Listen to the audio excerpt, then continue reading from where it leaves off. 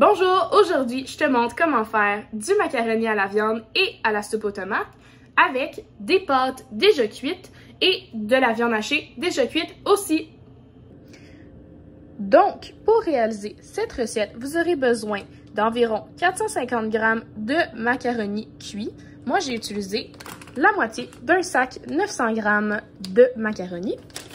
Vous aurez aussi besoin de viande hachée. Moi, j'ai choisi du bœuf haché maigre et j'ai utilisé environ la quantité de 1 livre.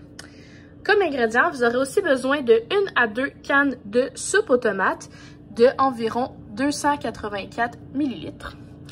Vous aurez aussi besoin de sel poivre au goût. Et finalement, comme instrument de cuisine, vous aurez bien évidemment besoin d'une cuillère pour mélanger, d'un ouvre-canne pour les soupes aux tomates et un chaudron dans lequel vos pâtes sont déjà pourrait être très utile pour mélanger. La première étape, c'est de s'assurer d'avoir les mains propres et un espace de travail propre et rangé. La première étape, c'est de mettre la viande hachée dans les pâtes. Remarquez pas trop mes dégâts, s'il vous plaît. Ensuite, on va venir ouvrir nos 2 cannes de soupe aux tomates. La manière dont fonctionne mon ouvre-canne, c'est qu'on doit l'ouvrir comme ça, puis on va venir l'installer ici en clipsant. Donc là, il est bien solide. Puis ensuite, on va venir tourner, ce qui va faire que la lame va pouvoir découper la canne. On tourne jusqu'à ce qu'on sente que la canne, l'ouvre-canne a fait le tour comme ça. Et c'est fait! Ensuite, on va venir mélanger tous les ingrédients selon notre goût. Donc, moi, par exemple, j'aime bien mettre beaucoup de cannes de soupe aux tomates. Donc, je pense que j'en aurai besoin d'au moins une, plus la moitié d'une autre. Comme ça. Et je suis quelqu'un qui ne met pas beaucoup de sel dans ses aliments, donc je vais légèrement saupoudrer de sel. Et toutefois, j'aime beaucoup le poivre, donc je vais en mettre davantage. Finalement, on mélange avec la cuillère tous nos ingrédients.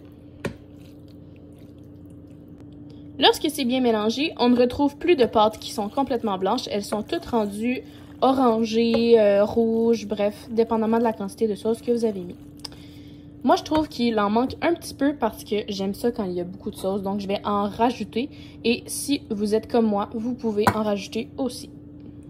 Quand c'est fait, votre macaroni est terminé.